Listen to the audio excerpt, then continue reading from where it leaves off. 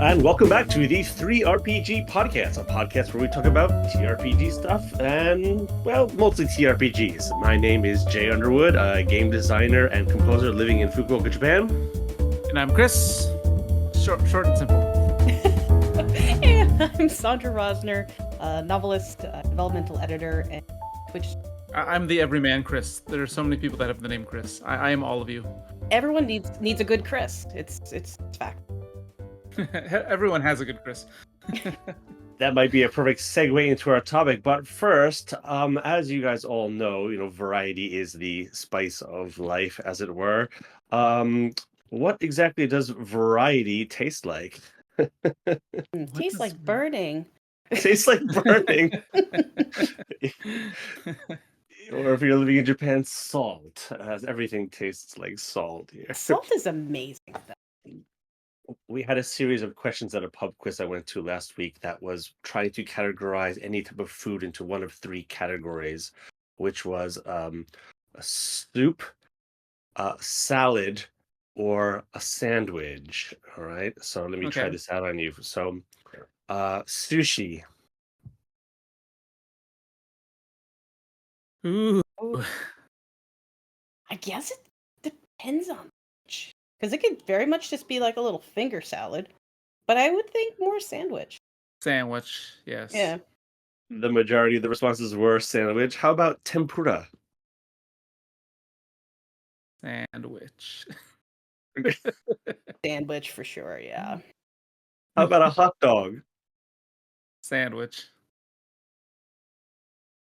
I mean, I must just want to be weird and say soup. Hey, what? No, It's obviously. Explain yourself. Defend Well, yourself. well, you know it was some kind of like weird gelatinous mix at some point. Now that it's been produced into a hot dog shape, but I mean, at some point it was some kind of meat soup. Oh, gross! Oh, gross! You know not to ask me these kinds of questions, Jay. You'll never eat another hot dog ever again. Oh, no, hot dogs are great. I love hot dogs. Yeah. Why do they call them hot dogs anyway? Like, where did dog come into this? And like, we always like take it as acceptable. Like, yeah, I'm gonna eat a dog that's been warmed up to a certain degree. Like, yeah, fine. It's Who doesn't love dogs in whatever form you decide to market it? Eating it. yeah, I suppose. Yeah, not as food. Yeah, no, puppers, no. No. Well, I mean, but that being said, like we take it for granted just to like have cows and pigs. These are all intelligent animals. We're just like, yeah, but fuck them guys, like. It gets increasingly difficult. That's for sure. I am not a vegan, vegetarian, or whatnot, but I definitely eat a lot less meat lately. It's hard when you see those videos where they're like clearly intelligent, and it's like, maybe I just will go meatless this week to soothe my conscience. Well, if it helps out, if they had the power, they would probably eat you. So, okay, and that what brings me back on week 2 to enjoying a really good. So yeah, a really good what? Hot dog or burger. Oh, yes. I think I saw a video on Reddit the other week where it was like a woman sort of collapses in a field just to see how like all of her pet cats would react, and they also. No, the geese. Oh, the geese one. That's what it was. That was really surprising. You know what? You see that in like crows, like when they gather around like a fallen brethren, right? I didn't think geese would do that. Like they seem genuinely upset. I don't know. I don't have any idea what you guys are talking about. Well, Sandra, why don't you explain what's happening in the video then? It's somebody who clearly has like a herd of geese, and she's just like feeding them, and then just intentionally stumbles to the ground and like faints. And all of them, like one in particular, noticed like off the bat and was the most upset about it, and just rushes to her and actually cranes its neck over her body like protectively. And then all the other ones kind of notice and cluster around, and this whole drama happens. What? Yeah, it's amazing. Yeah, you definitely have to look that up. It was kind of heartwarming. So are people trying this with all sorts of other animals now? Oh, I'm sure it'll be some TikTok challenge. Like hedgehogs and TikTok challenge, yeah, faint in the field. Do it with your cats, and they're like, whatever. They sit on you. Well, I saw something quite different here. I I got in the comment section. Yeah, oh look how they're going to protect her. I thought maybe like, oh well, they were all just like, oh, food. If they were Canadian geese, I think the food argument Hey. might hold up. Oh, Yeah, come on. You I you know, I export them at know. their evilest. They are true villains. they're too busy crapping all over the place. Yeah. That too. Well, they may make an appearance on our episode a few weeks from now. You did say a herd of geese. Is that the preferred No, I guess it's a grouping of flock. I a guess it's a flock? flock. That's like a flock of Ah, seagulls, a yeah. murder of crows, a murder of crows. I mean, come on, really, a Isn't bit it a on the gaggle nose, of isn't geese? it? No, it's a gaggle of geese. A gaggle Gaggle. of geese, There a we go. gaggle of That's geese. that's pub night coming out right there. It's definitely the most hilarious of them all. Yeah. Worst like anthropomorphic comic audience of all the animals. Oh, there's a gaggle out there tonight. Oh boy. No, fierce gaggle on the Yeah, on the yeah, on the prowl. I think Canadian geese, they're called a mob of geese. No, I'm A just joking. They should be. Oh my goodness. geese are Yeah. the clowns of the animal kingdom. Little slappy necks. No, because they honk Oh yeah, okay. That Oh, is okay. also yeah. I thought that was Poor another Joe guys. Pesci reference. yeah, Oh, what, you I calling see. me a clown? Yeah, you could be a clown here, yeah. I feel like that makes a reference like on every one of our episodes so far, but Joe Pesci? yeah, We yeah, should just yeah. call it the Joe Pesci The Joe podcast. Pesci show. The Joe Yeah, Pesci why show. not? Yeah. Well, I'm walking over here. Wait, no, it's not. That's Al Pacino. No. Okay. You're Well, back mixing to your New Yorkers. that's right. Well, back to food and our topic. No, the question for today's topic. The question for today's topic is what is a hero? And it's obvious. It's a sandwich. Yeah, Oh, boo. clearly. Boo. Okay. Boo. Boo. Oh. Oh, what do I got? A gaggle of geese here. Would they eat a No, hero? you're getting a booing of podcasters. Oh well, I did the other day at this pub quiz too. There was a joke about Japanese prefectures, and one such Japanese prefecture is called Aichiken.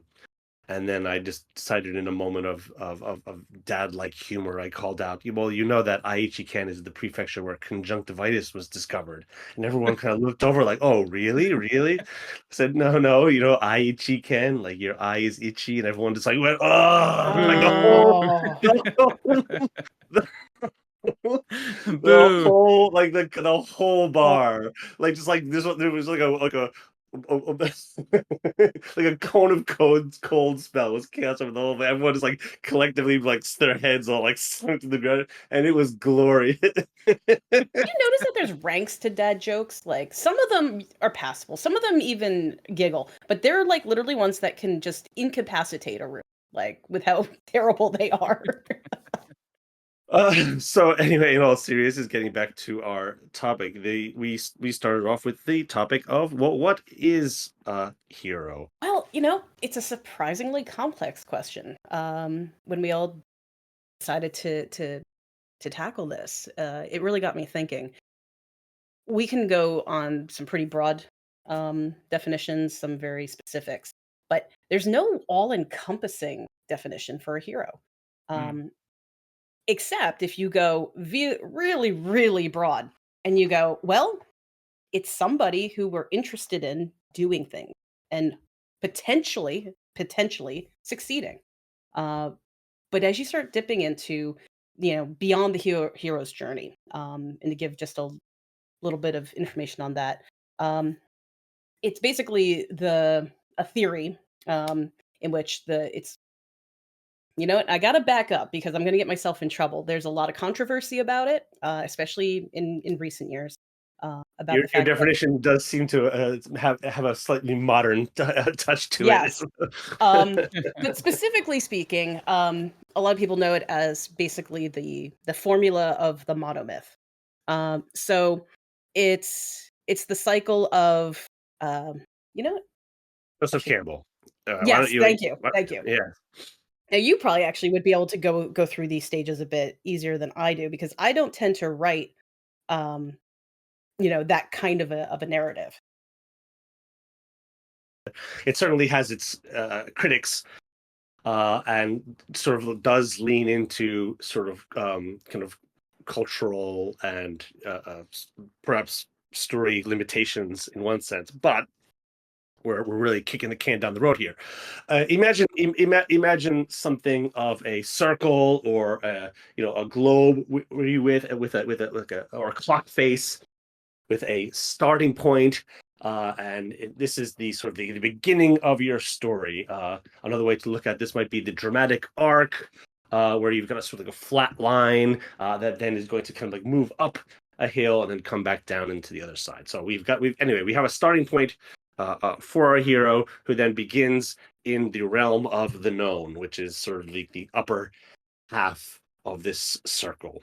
And then their journey thus begins. And so if you can imagine them sort of walking around this clock face clockwise, we have this sort of call to adventure where they begin to they embark on something for whatever reason. Perhaps their character trait is curiosity, or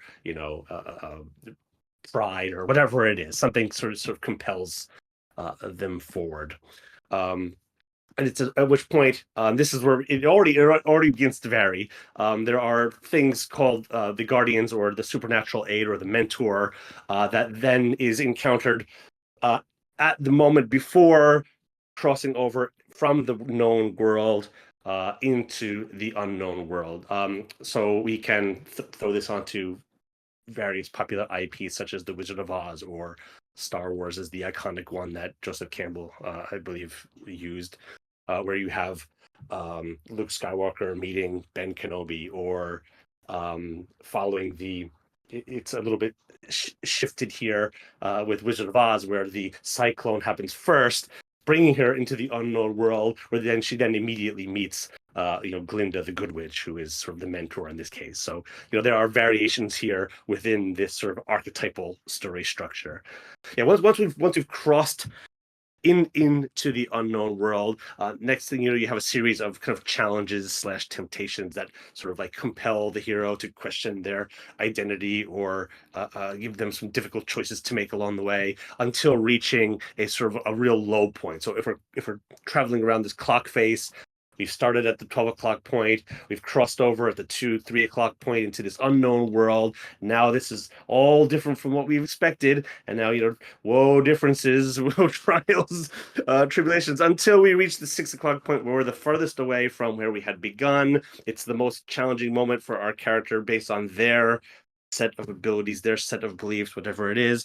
And it's sort of a moment of revelation / rebirth, where they change and they become a different person. It's the moment where Luke Skywalker becomes the Jedi, or it's the moment where Dorothy kills the witch or whatnot, and then realizes that the wizard has no power, but she has it all herself. And thus we begin the second half of the journey, which is a sort of the moments of transformation, the moments of atonement, and the return to the world, now changed, different, and ready to sort of begin the the cycle again on the inevitable sequel. I tend to find that, like, from 6 o'clock back to 12, that happens a lot faster than from 12 to 12 to 6, right? Absolutely. You need to build the relatability. You're not gonna even the hero who achieves the most amazing things. It's not gonna matter to your viewer, your reader, your player, unless it's personally relevant. So you have to build in that, and it's gonna take the front half of your story, basically. He distills this down, and he says, "A hero ventures forth from the world of common day into a region of supernatural wonder. Fabulous forces are there encountered, and a decisive victory is won. The hero comes back from this mysterious adventure with the power to bestow boons on his fellow man." So that is the tightest version that I've been able to find of him describing this theory. Or every episode of Community, pretty much. Yeah. Dan Harmon loves his story circle. All right, so we've sort of addressed almost issues of plot, but things that compel action in this figure, this thing that we're trying to define, that is a hero. Where else can we go from here? Well, I would I would take a bit of a dive because more modern audiences, I'd say like in the last say 20 years, have been kind of blah on this hero's journey formula. Uh, some like just like you have cozy mysteries is a genre because you don't want to be overly surprised by what's going to happen. You want to expect these beats to hit at these points, so that you can just relax and enjoy the journey, right?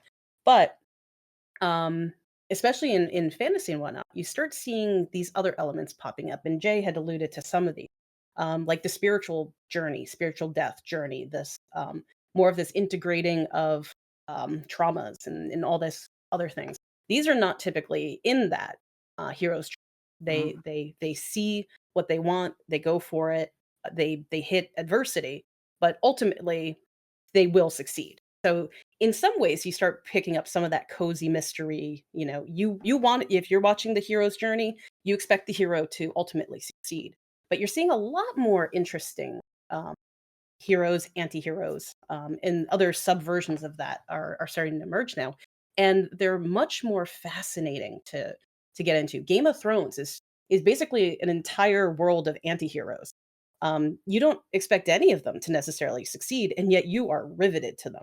So I think that a discussion of heroes is much more useful when we look at anti-heroes, the flawed people that you still root for, and you're left wondering why. Why are you rooting for this person when they've done these things?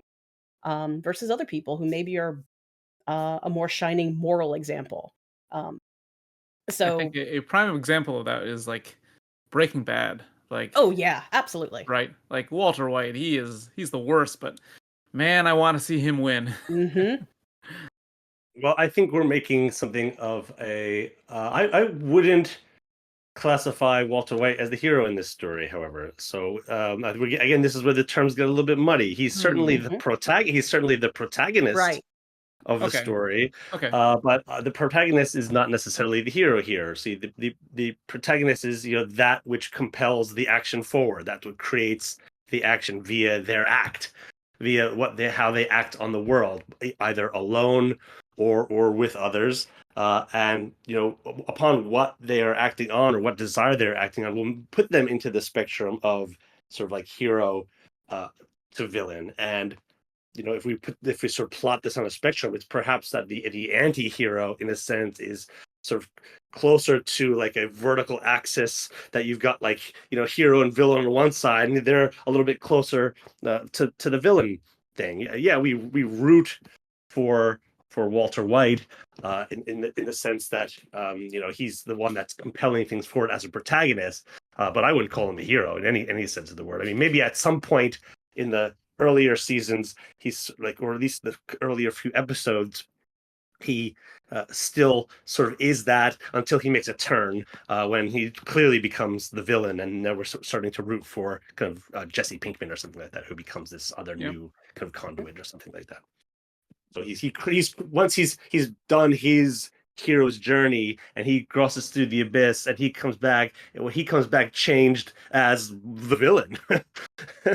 And he's no longer the hero. So I mean, that's certainly kind of like a modern retelling of a story, or the hero corrupted or something like that. So in this case, are we using protagonist and hero as different things? I would certainly, because the villain can be a protagonist. The hero can also be a protagonist. So, um, you know, for me, ultimately the hero is going to act upon something that leads towards like cultural values, sort of traits, like Okay. accomplishments, or like qualities that one might see in like a role model, that varies from culture to culture, and that slots more into what a hero is. Their end may be tragic. Their end may see themselves. What's the famous Batman quote? You live long enough to become the villain or whatever. Jay, you you know, bring up a good point though. Like culturally, what is considered a hero in one culture and then you switch to another can Yep. change drastically. And that's a bit of what, if you look into the to like professional folklore, people who study this in various cultures, various religions, That is probably the biggest complaint they have with the hero's journey model, is that the moment you go outside of what you're raised with and know, all of a sudden a lot of things shift. So the term hero becomes very muddy and very confusing to define. Hmm. Well, So that's why I want to define it as a set of traits that will be distinct from culture to culture, but they're a set of sort of culturally valued accomplishments that might be perceived as the qualities given to like something of a role model within that sort of moral ethical framework of that culture, as a sort of paragon of society in a sense. But that is subject to change. This is our sort of starting point yeah, in see, a I sense. I like your term role model. Like I think that hits the Hmm. closest to like all of the various attempts to define hero that I was able to dredge up in my prior studies prior to us coming up with this topic and what. In fact, probably the most simplistic 5-point list I had that kind of resonated with me was this. There's a character. We're not even defining whether they're good, they're bad, they're moral, they're just. Just there is a character. They want something. Then some stuff happens. They do get what they want or don't. And then there's an ending. There's a finish. There's a sense of finality. However that happens. Now this You, becomes you just so you just described Joseph Campbell's monomyth and the dramatic arc again. no, You have. But just on a broader zoom. That's all. right. So Well, the want part maybe not necessarily in the The Joseph want is Campbell the book. want is the call to adventure. It's the call to adventure. There's something that propels you forward. You need to go somewhere for some reason, for a desire, for a need, whatever it is. I didn't mean to derail your argument here, but please. well, it's interesting though, because do we define hero by that formulaic that seems we tend to just collapse down to action, want, intention, and then more like steps come into the mix the more we try to define it. That's what I was trying to talk about earlier, where there is a theory of the heroine's journey, and it has nothing to do with gender. There's male characters who follow the heroine's journey because it's a more spiritual focused kind of thing. Hmm. And there's a lot of these like emerging kind of attempts to reclassify and diversify these experiences, or just create a formula that's reproducible, and it doesn't seem to be, nobody's really hit the mark yet. um so do we shift to psychology? Do we shift to why do these narratives appeal to the human majority, right? Okay. Yeah, I want to go back. I think we're getting ahead of ourselves again. This is very slippery. It's a very slippery topic. So again, bringing up the heroine, I think that is simply a well, not simply, but it's a kind of it's like a genre cover or whatever. Again, it's like Mhm. the cultural cover that's still when you had and I jumped in and said, no, you've just explained the monomyth again. You've given it a kind of a broader structural feel of a character who then has a need, does this, but that could equally slot onto what the villain is and what the villain does. Absolutely. Right? Again, but see that is like from the viewpoint of the protagonist, right? So Yeah. if we wouldn't Right. see Sauron as the protagonist of the Lord of the Rings, but there are videos on YouTube that one can watch that, like what would the Lord of the Rings look like from Sauron's perspective, as it were, and then from that standpoint, we could say that he's the protagonist because there's sort of he's like acting upon things and then causing the um uh um the heroes of the story to then react to him, and then in a sense they're his antagonists, right? um The but Rashomon of Middle Earth. that's right. That's right. So this is why I feel like I think you were getting it from my perspective, and feel free to disagree here. You were getting like really close to something, and I think that it is whatever it is that call to nature. Let's say you start with a person. I believe that's what you said. You start with an individual, Hmm. right? Or it could be a B, whatever, B movie. Yeah, a Oh, character is An A. You start with a character is what you said. That's right. And then upon which you can put any number of flaws. In fact, I think in our second segment we'll be talking about this. This person Mhm. can be a drug addict, a louse, or whatever, any like so-called negative quality. Throw that on top of them, but in there somewhere is something that we can then fit onto what one considers culturally valued, right? And not only culturally valued. This is where you can put on the aspects of what of sexual identity and gender identity and all age and status and all of that kind of stuff. All the hegemonic stuff can slot in there afterwards. But and that's the quality that then makes a hero, because it's the thing that's underneath all the other character stuff that is the heroic thing. We don't know if this person is going to win, if this person is going to fail, but there's something that is this desirable, culturally valued trait, or maybe not presently culturally valued trait, but like that should be from the perspective of the author a culturally valued trait, thus making that character a hero, right?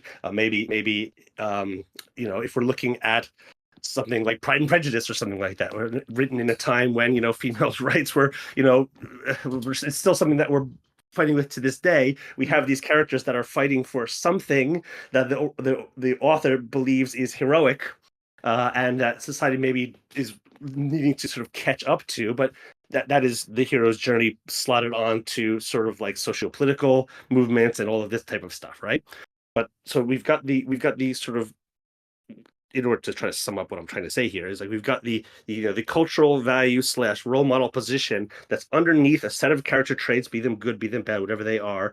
That the intent is which this is a sort of like a desirable position that our character is looking to achieve. That may be the thing that drives them forward. Maybe it's not. Maybe it's their drug addiction that is their call to adventure that they realize that is the wrong thing, and they pivot some way along the way. Blah blah blah blah blah. But that's still going to be central. That central kernel here is the sort of like if I was to say what is the hero, it's that thing. Stone silence. Oh no, I wanted to let Chris weigh in. Oh. I'm trying to process all of this. Well, one thing I feel like we can probably agree to, in querying a number of people that aren't in literary and aren't necessarily DMing whole campaigns and things, but readers, lovers of cinema and whatnot. When I ask them, well, what comes to mind immediately when I say hero? Pretty much universally across the board, it was someone who's good. Like some Yep. variant of that was the initial statement. And through all of our discussion here, it seems like we almost weeded that initial out. It was more like we can have somebody who on the page or on the screen can look very the opposite of the golden, fighter hero that you see in fantasy and a lot. Um, We're coming from a very postmodern perspective here, so mhm. we gotta give ourselves that. I think So I it's the think we word come back. itself, though. The word hero itself genuinely makes it seem like it's like a net benefit type of thing, where Mhm. you want to be better off than when you started, right? Like Well, if you ask it comes if with you some ask historical right baggage, right, doesn't because it? if you ask someone Mhm. like what is a protagonist, right? You might get Yes. very different answers from Very what is a different hero, answers. I'm right? so glad you said that, Chris, because I did that too. Um, Sometimes you have to define even protagonist because you could be a Yeah. lifelong reader and that doesn't hit. You think of them as hero and villain, right? But yeah, the moment you change out of hero, the opinion, the impression changes. You're completely correct, Chris, on that.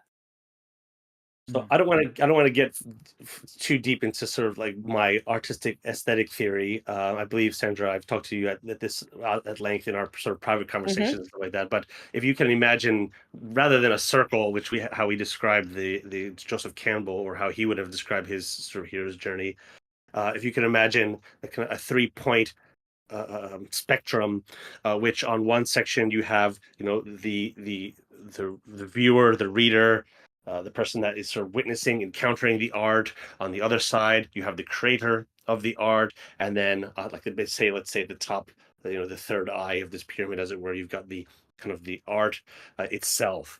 And then from that, we can pick a point from this triangle and then traverse the triangle in any direction, in any viewpoint we want, and then get a sort of a different perspective on what it might be. So let's say we take it from the viewer's perspective.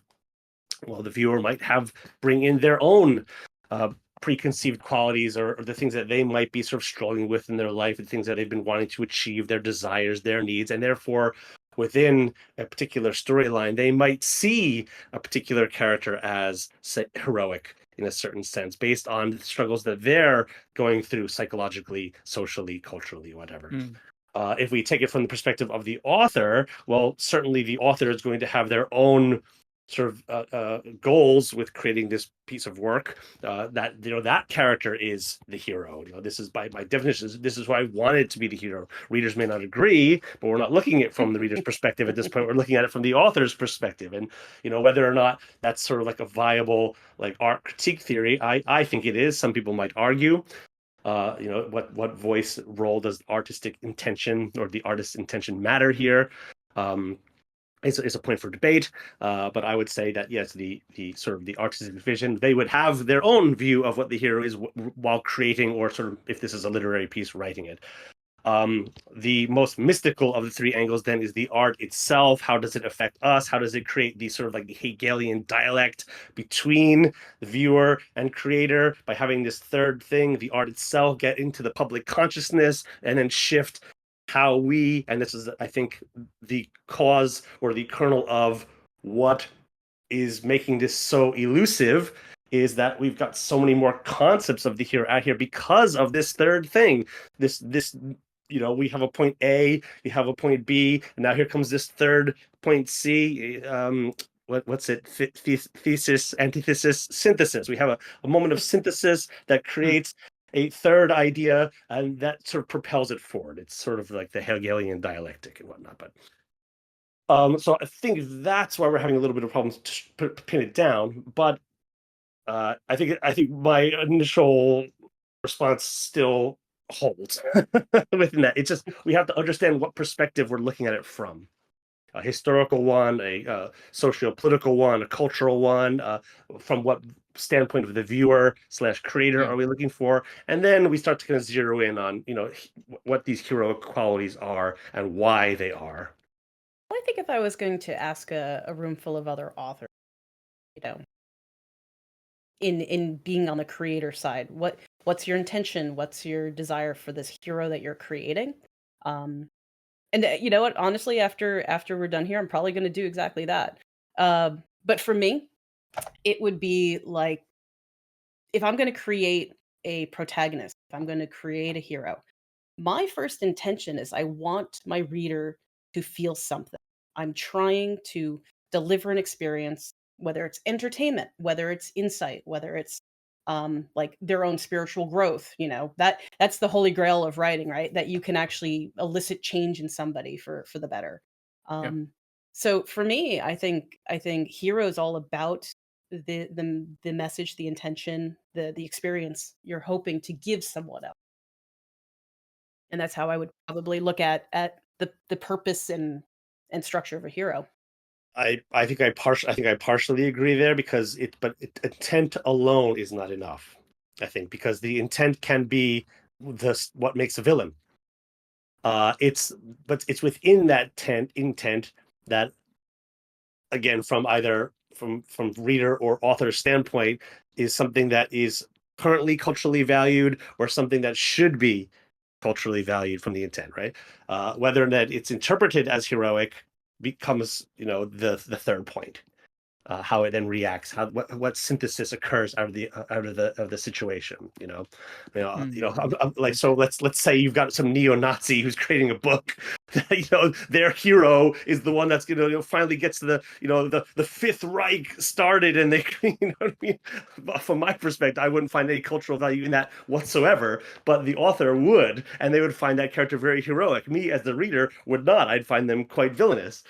So again, this is where it goes into culturally valued perspectives that lead to intent that are considered heroic. So the intent would be to create an emotional bond with that character, right?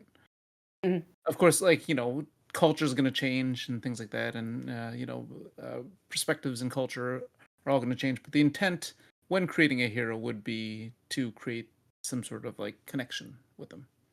Right? Well, yeah, Because I'm gonna push. entertainment alone is enough intention. But Yeah, it could be. on Yeah. the flip side of what Chris said, like books have changed entire society. They've had Mhm. that capability to elicit massive movements that change the culturally accepted norms and whatnot. So even there, we start having a slippery Mm. area. So, and this is Ah, why defining hero is so elusive. Mhm. Well, the framework that I set up of the triangle thing becomes very useful here because you can then look at again, let's put ourselves in this bottom right corner. This is creator, right? It seems to be what we're sort of talking about right now. And now from that point, you've got a direct line that leads over to the viewer. You've got a direct line that leads up to the art itself, and then you sort of got like a kind of invisible diagonal line that leads over to a sort of like a cross pathway. Yes. Mhm. So now from this vantage point, we can. I think the most easiest to look at would be the sort of the angle that leads from the artist to the work of art, and that is craft essentially. Okay, how do I make this thing that I'm wanting to make? Yeah, it's me as the artist directly reacting with and encountering the thing that I'm creating, and it is in a sense in dialectic with me, thus changing me, thus creating me, back and forth and back and forth. But that's then sort of reflecting it backwards. But I want to stick from the standpoint of the artist, so I'm going outwards towards the art, right? Mhm. Now the other way for it is the sort of the look towards the viewer, and then from the artist's standpoint is, okay, well, how is this going to be perceived by my reader? And this is where we're starting to get towards this idea of, okay, no, I want it to be perceived as entertainment. I want it to be perceived as sort of like a moral, like ethical story. I want it to be perceived as sort of like a call to action on the political spectrum or whatnot. So this is and then now we've got this sort of spectrum that is developed between the craft on one side of from artist to art, and then sort of like intent and purpose from artist to sort of recipient in a sense, right? And then now across the spectrum, we could look at, well, okay, where does this, and we can imagine now the triangle of various pieces of artwork are going to shift from, isosceles triangles to obtuse triangles to acute triangles based on sort of like what type of thing has been created here. Oh, this is entirely a piece of trivial pop art that doesn't have it has an intent towards entertainment alone rather than sort of some political cultural message or whatnot. And the degree to which we swing back and forth on the spectrum helps to kind of provide ourselves a framework as to again, just the artist's perspective. Okay, my sort of slightly ornery example of like the neo-Nazi creating a story, from their perspective, maybe they're making this particular one for entertainment purposes or whatever, you know. So and then the reverse is true if we go from the viewer standpoint. Like, what are they going to see? And they may see it very differently, but the artist can also put themselves in the view of the receiver, and in a spiritual sense, in the place of the art itself. But perhaps we've gotten beyond the scope of hero. I apologize. I was not ready for this, by the way. I'll admit my my prep was a lot simpler than this. I wasn't expecting to go this deep into any of what is truly a hero. Okay, so basically, a hero is someone that cannot be defined as as a hero because we really don't have a definition right now. Really, uh, I just it's like the stuff that I had for like what is a hero was like just like simple stuff like entering an unknown world and like the transformation over the story and like someone that you can relate to or create that emotional bond with. I also added kind of like an underdog thing too. Like you want them to be kind of a bit of an underdog with something to overcome, right? Feel like this is the reason why most like more emerging theories about what a is have become bigger and bigger and bigger. Trying to encompass more, trying to define more stuff. And it's still not getting there. So, like, we're having exactly the same problem that other professionals and theorists in the field tackle every day. Like, the same thing is happening everywhere within the literary world, creative world, because it elicits such a massive range of emotions in humans and different, very different emotions too. That it's, to me, almost undefinable. Like, we know it when we see it, kind of, and we don't all respond to the same heroes when we see. But generally, the moment we try to fine tune it, define it, it almost slips through our fingers. Ah, I think I did a pretty good job with defining it there. but but on that note, I think that segment. Let's move on to the next group.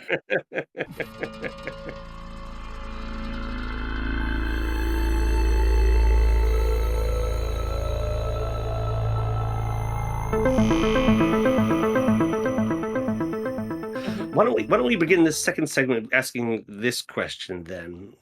In all of your gaming experience so far, what have been sort of your favorite heroes, or maybe the heroes that were even in your own kind of character development or character choices that you wanted to that you thought could be a kind of heroic character that ended up failing or not failing in the journey, but just failing as a hero in conceptually.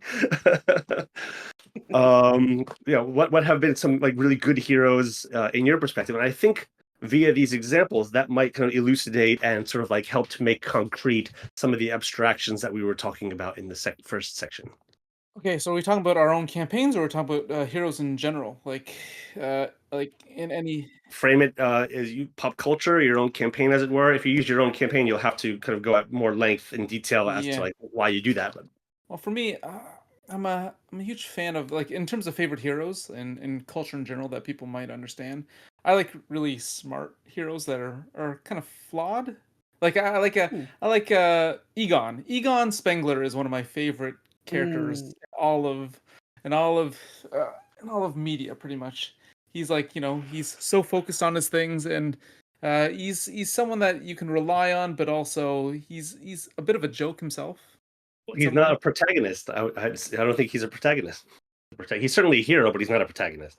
Because I would. Peter Venkman is the protagonist. His kind of scheming to like kind of make money quick, to sort of like to find the girlfriend, to do this and that is what propels it forward. And then Egon kind of reacts and then but is clever by if he wasn't there, Peter would have failed.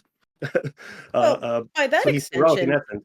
are Yeah. you limiting how many protagonists can be in the story, or is he just not reaching the criteria to be a protagonist regardless of the number in a story? I think you can have multiple protagonists for sure. But in the Okay. case of Ghostbusters, I don't think he's a protagonist. He's certainly a hero, but he's not a protagonist. Mm. I mean, No, he probably would yeah, qualify as like the sidekick, as a sidekick, yeah. probably. But I hear what you're saying about the qualities that you're attracted to, as being those kind of, Yeah, I'd like like to emulate that in my own friendships, my own, you know, And, and, worldviews. and I think like your example, Chris, also gets close to like what I really like as a hero, which is that character who's sort of like it's like subtly in the background. They may not be acting upon the world directly as a protagonist, but they're having an influence that is heroic. Hmm. like even in a campaign though, like when we call them heroes, they don't have to be the main hero, right? Yeah, Yeah, I would agree with that. Right? Like Egon is kind of like a hero, but he's not the main hero of Ghostbusters. Boromir. Hmm. Yeah. Boromir's a hero. He's not the main hero, but he's a hero. He's an essential part of it, and that's lighting the spectrum over to sort of like the heroic in the Mm. story is something that is accomplished by like a group or like a society or an individual, right? And Which I so guess yeah, in some ways is almost more relevant to our like discussion for tabletop role playing games, I guess, in that way. Yeah, yeah, right. actually, I Right? wanted to highlight here, like, the number of protagonists kind of problem. Well, in TTRPG, ideally everyone at the table has their hero moment, has contributed, and feels really good about not Mm. being sidekicked. Yeah. So in terms of like the characters that you really enjoy just spending time with, whether in books or shows or movies, um, how do you make sure that everyone at your table doesn't wind up just getting overshadowed and one person gets the hero moment? And what are kind of like your methods for keeping that balance? Yes, Sandra, I think that that is one of the core. I do feel like we could have maybe touched on this a little bit in a previous Yep. episode at some point, which is that sort of that push and pull between sort of allowing the group. I mean, ultimately, from my perspective, it's going to be the group that encompasses the nature of heroism. If you're playing that kind of campaign, caveat, caveat, caveat, caveat, caveat. With each individual character having a hero moment that then collectively leads to this sort of sense of heroism among the group, and then the best campaigns have a strike a balance between all of those notes, right? Hmm. My character had this little hero moment, this character had this hero, but as a group, we are capital H heroic or whatever you want to call it, right? In terms of responsibility, though, I do think it is on both the players and the DM to make sure that those hero moments happen, Hmm. Mhm. right? Like, because one thing that can have that one thing that can like that can probably disrupt that would be like other players either overstaying their welcome or not letting someone take the spotlight from their Hmm. moments, or trying to steal the spotlight from that moment. And the players and the DM have to be aware of these moments, kind of. Yeah, sort of improvisational best practices type of sense, right? Hmm. Knowing when to give way, knowing when Yeah. to sort of support, knowing when to abandon your own ideas for theirs, and so on. And so, in a sense, what makes a great hero? That humility, leaving way, but then also taking this sort of the mantle when it's like your turn, in a sense. I tend to do at the end of a session is I will almost intentionally like talk about something that happened to each of the players' characters. Like, oh, that one time when you did this, or the one time you cut off his head with a halberd, right? Something like that, right? Like, oh, that was really cool, type thing, and that gives them the sense that yeah, they are part of the story and they are having their moments, even if I'm kind of having to tell them. You mean as part of like a debrief or something? Yeah, almost as like like an after the game kind of like Hmm. a thing. Hmm. Well, I think like this is what. Okay, so games exist as a set of structured rules in which we're then free to play. This is why we like playing role playing games and not just play. We're not just uh, um, d- being imaginative for no reason. We've got like a structure of rules that kind of, because of their limitations, actually give us freedom to play within there because we're sort of playing by a set of rules that though we may wiggle them around, sort of like keep us grounded. I'm getting to kind of a point here that goes back to heroism, if you can believe it. Um, and so what this structure does is, let's say, look at your typical here party, be it Warcraft, be it D&D. You've got the heavy, you've got the person who pulls aggro, you've got the clever one, the intelligent one, the dexterous one, blah blah blah blah blah. Blah. This is not only happening on a narrative level, but mechanical level, which therefore, but also, it has a kind of symbiotic quality with the narrative level, and so you're you're free to have your heroic moment as the strong kind of heavy character because of the sort of like the mechanical framework Yep. that's been set up underneath it all, Yep. and that allows for easier turn taking, I think. And so we've got a sort of a relationship between kind of mechanics and narrative that are working, and that's sort of like one of the magical moments of what makes RPG games really effective, I think, and then help to create this sense of creating a great hero.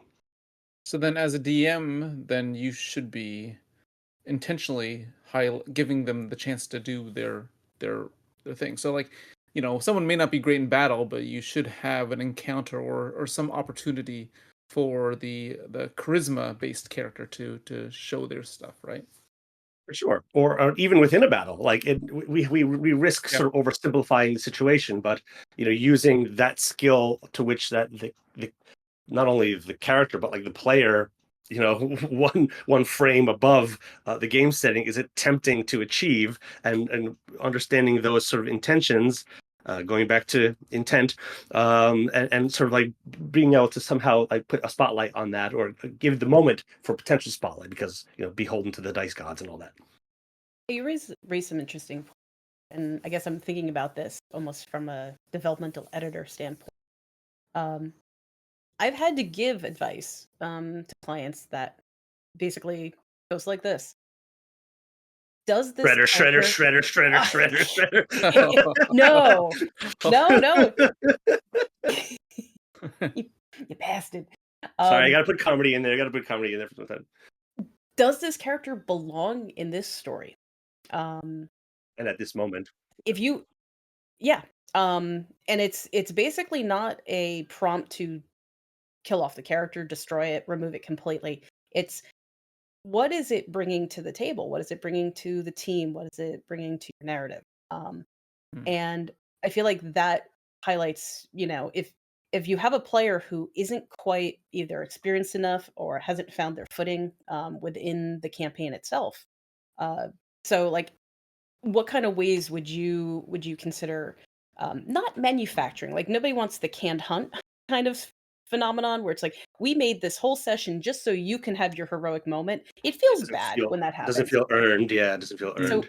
how would you help aid a player to become the heroic figure when they're like sort of stumbling and not finding their footing? I think the game mechanics just allow for that. And if all of the session zero stuff has been worked out in accordance, and kind of kept sort of like a viewpoint on, then it will come up. Just based on sort of like we're not quite seeing the statistics of like die roll averages and success rates and all that kind of stuff, but it's going to sort of happen just based on character abilities and stats and rolling. I mean, that said, some of the most amazing and arguably heroic moments are when someone does something completely unexpected, then rolls like a crit on it. It's like, whoa! And the next thing you know, that becomes like a character trait. But you talk about like manufactured like scenarios for them. It could be Scenarios. it could be in some ways, could be like you're just constantly doing it though, right? Like, you never know when they're gonna do that heroic moment, but giving them opportunities, that's of course important, right? Even if it does like seem like you don't want to make it seem like, okay, this is your time, this is you have to do it this time, right? But giving them just like ample opportunity, I do believe that is pretty important. Like, you don't, like, for someone who, like, say can't swing a dagger to save their life for a whole session and not give them anything to do, right? You have to throw them a bone at some point. Or give them an opportunity to find to create that, depending on the Yeah. degree of sort of player narrative control and all that kind of stuff. uh when you were talking about swinging a dagger, image came into my mind of me trying to swing a baseball bat through all of my years of grade school and stuff like that. Completely useless. It was not my hero moment. whiff, whiff, you're out. Okay, thank goodness. I'm swinging every ball just to strike out so I can sit back down. And no wonder the team didn't like me. Oh, I was the villain of the baseball team. it was the wrong team for you. That's right. No, any sports team was the wrong team for me. Then mom finally realized, let's put this kid in our class. Oh, that seems to work. Yeah, there you go. That sticks. Hero's call to adventure. Yeah, Sandra, I think you had something to say here that I jumped in on. Just simply because I'm sure amongst our listeners are the early first time DMs and the early first time players. Um, is there anything just from your vast experience that you could give us suggestions? So if you're a struggling player, say, who you know thinks that this is your moment to jump in, and then they hesitate and somebody else jumps in and runs with it, right?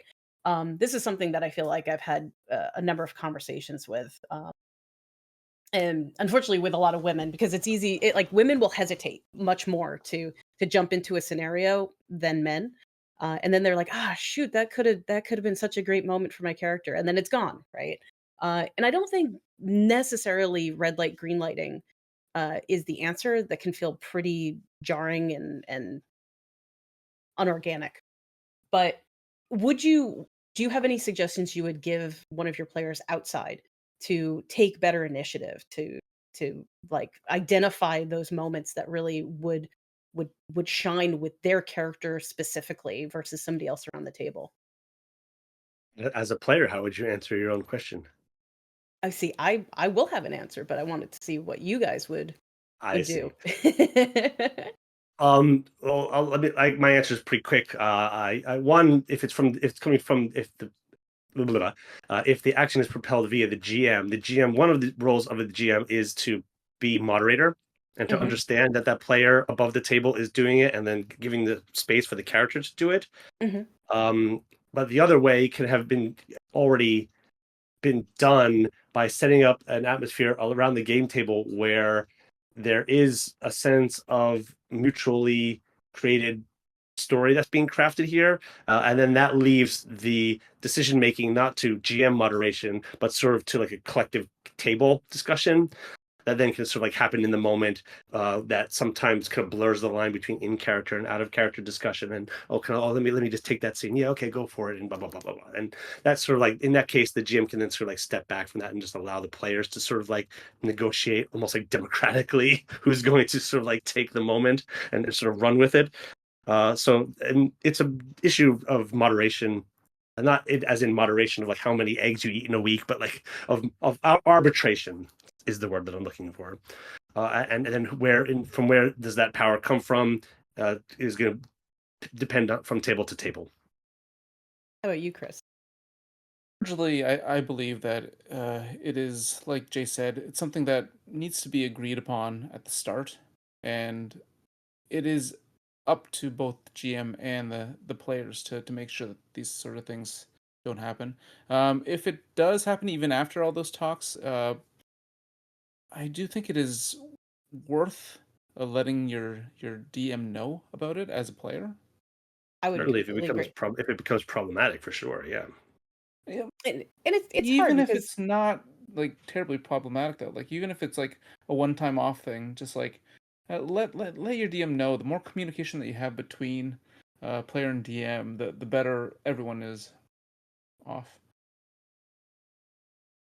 so once again we're right back to don't be afraid of your DM. They're they want you to Yeah. succeed and have an amazing time.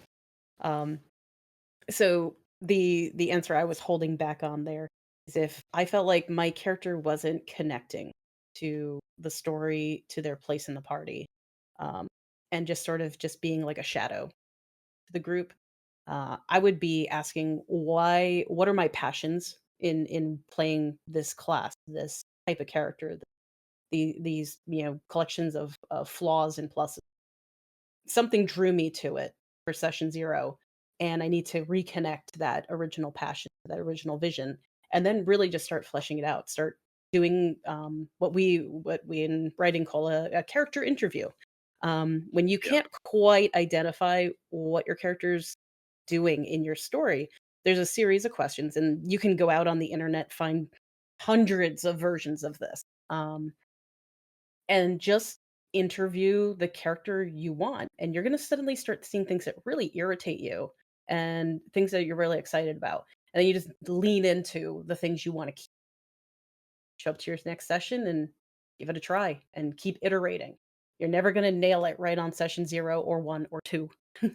But it's just Usually it takes about 3 or 4 sessions to really get into that characterization. exactly. Yeah. In order to allow for hero moments, and this is um, sort of again in a sort of a build conceptual sense, or in a build sense, what how that's going to occur, I think. Well, one, it's just going in any combat, if you got a sort of a gritty kind of combat system that plays like round to round, 6 second classic kind of like sweeps around the table, blah blah blah blah blah. You're going to have mini hero moments just by the very nature of the randomness of die rolls. That a character who never seems to hit all of a sudden hits, and it's amazing, and Mm. it's a Mhm. it's a sort of like it's a hero moment in micro. Um, from a narrative perspective, you're going to have these hero moments when players sort of lean into the things that they're struggling with, offering sort of like narrative threads that the GM or other players can then pull on, pushing characters in different directions from here and there. Oh, there's a struggle, there's a struggle, there's a struggle. Oh, something has been overcome, another hero moment. So, we have these sort of two things that are happening kind of side by side, along with, and this is all just within the gaming framework, by the way. In addition, you have the sort of the players at a table framework where I felt heroic because I, as a player, managed to do something with my friends that made me seem heroic and cool, and thus solidifying the friendship between us. So, I mean, there's a whole meta level that's going on as well that Yep. that's sort of, I think, has been kind of like addressed from various sort of angles here, but. Yeah, the game mechanics are going to allow for one, on a micro level, narrative story structure and improvisational techniques that lean into moments of difficulty and stress that then can lead to sort of that release of stress, will also lead to other hero moments. And so, in a sense, that's both happening on a technical side, but one side is literally mechanical. The other side is more sort of the mechanics of improv and storytelling. I'm feeling very erudite today. So I'd venture to say that there should probably be some reflection here. That maybe sometimes we miss our hero moments, even though they did in fact happen. Just for some reason, the speed of the battle, our state of mind that night, or whatnot. Having almost like a little bit of a postmortem on the session and going, hey, you know what? Actually, I really pulled through on that thing, and then lean into that some more. And as Chris had said I earlier, tried to provide becomes a that for character them in moment. some You ways. know. Like, yeah. Or you fail. Yeah, I mean, it's not always because we're not playing a game of 10. Sometimes you want to make the odds such that it's very rare, or fudge the numbers here so that they do pass anyway, because it's Oh, more important. It's more important to give the hero moment than to be beholden to the don't dice gods. But that's a dichotomy right there. don't break the magic. Don't break the magic.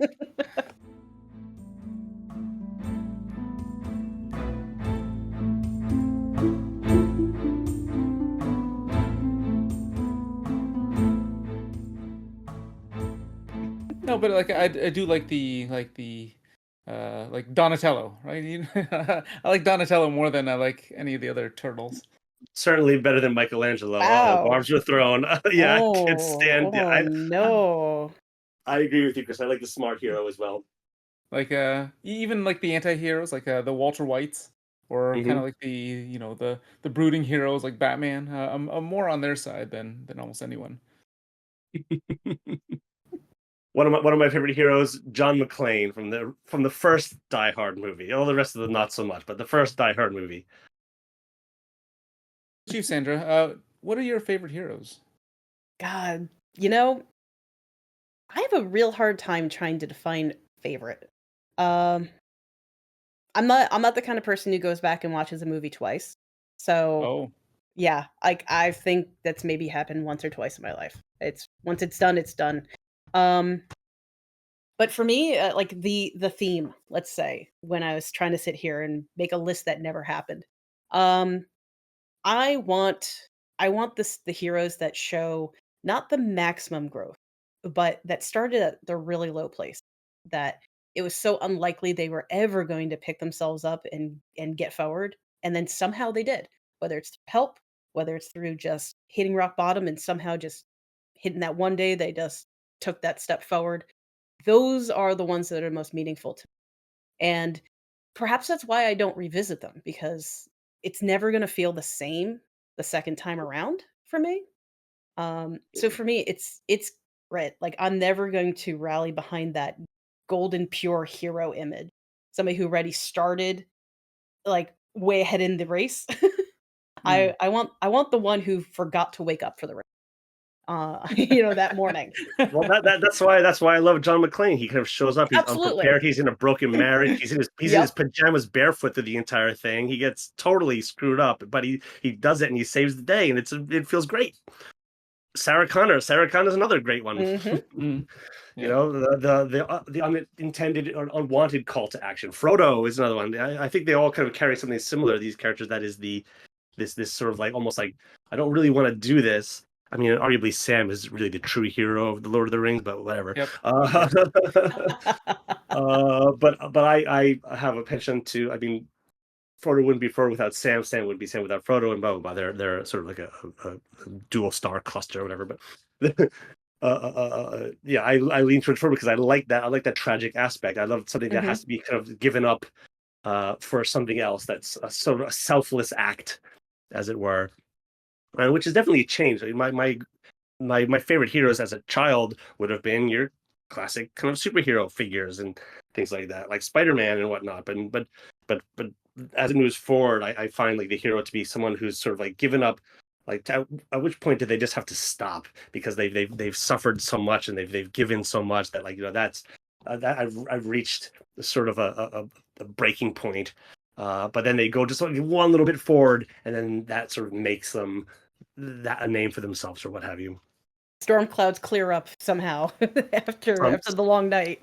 yeah, metaphorically or otherwise, yeah. Which on the flip side, which if I was to say what are some of my least favorite heroes, are sort of pretty much any of the Avengers, honestly. Yeah. It's when the gift, like they Spider-Man almost works because they still give him with great power comes great responsibility. Okay, here comes something that you're gonna get pulled back and forth between. But at the same time, like, he's been given these, like, all these superpowers that didn't come from within. They came from a radioactive spider biting him on the, like, you didn't earn any of these things, whereas like Frodo, like, had to like earn all of this. You know what I mean? Like, I mean, yeah, he's supported by a great network and all this, but at the same time, like, his powers come from sort of like within, or things offered. But anyway, so yeah, I'm not a fan of like the character that's just been given certain powers. I guess arguably, yeah, but he's been given the Galadriel, blah blah blah You blah c blah. you can receive a gift, but if you just start complaining after the fact, like, endlessly, which Yeah. I don't know, there's a lot of female characters who fall into that, where just, like, all of a sudden your drama and your trauma overshadow, like, this gift and this capability you have, and it becomes the story instead of the plot. I definitely have some big problems with that. One of my least favorite heroes of all time. And I know people are not gonna be happy with this, but I can't stand Superman. Oh, yeah. Like I'm like absolutely with you. I've tried, like I really have. I've watched, countless videos. I've read essays.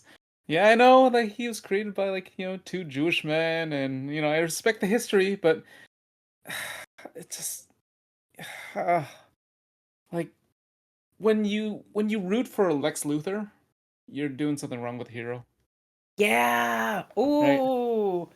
Right? Ooh, And that's like when every challenge for him involves either, like, another Kryptonian or a stone or magic, like, it's so white bread. It's so I can't stand him. I really think he falls into these sort of like the like almost like the classical of antiquity type of hero journey. Mm, The hero that can do kind of like no wrong. And not even like a lot of Greek myths, they have these sort of like tragic things. yeah. Icarus flying too close to the sun and all this kind of stuff. But Superman just seems to be like this paragon of just and goodness and stuff like that. That doesn't sort of work for me. I don't like I wouldn't want to tell that story. And I think any modern retelling of the story doesn't sort of work because we're sort of like in a different space collectively, in this sort of like postmodernism space right now. But for the time that it would have came out, it totally would have worked, I think, as the hero. But yeah, not for any modern sentiment for sure. I would agree with you on Like, that one. Superman for me is a better villain than he is a hero. Like, Yeah, kind of, yeah. go for like Invincible, right? Just kind of go in that direction, right? Mhm. They tried to do that with like all the new modern brooding remakes of it that are now like what 15 years old, whatever. But it's just like Jesus. where they have this like big fight and they just like totally destroy Metropolis, and it's Yeah. like, what is going on here? And then he like kills Zod at the end. Spoiler alert! It's like, what is happening? It is Anyway, I a mean, whole different story. Like, I don't even see them as apples to apples at that point. Because classic Superman to me is like the cozy mystery of comics, right? It's just yeah, it's yeah, predictable. He's gonna win. Like, you sit down there when the world's shit and you need something you can reliably just feel good about. Some players really want that. They want the power. They want the power fantasy. They want to go in and out. It works for a one-off. It doesn't sort of work for the stories that I like to tell, which is that sort of like that brooding kind of ennui, as it were. But there you have it. Sandra, I know you're short on time, so shall we continue this conversation for another time? Perhaps. Yeah, I think this will even evolve over time. I think whatever projects we wind up in, whatever stories we tell around our tables and things, tends to just shape us over time. What's going to appeal to us. So we revisit this in a year. I think we're going to have some other answers, and it'll definitely be interesting. I'll have to dig up my notes. Well, yeah, there's still a few more characters and ideas that we want to talk to about the hero, but for the purposes of our time and this week's podcast, we'll leave it at that. See you guys all next week. Bye. Bye.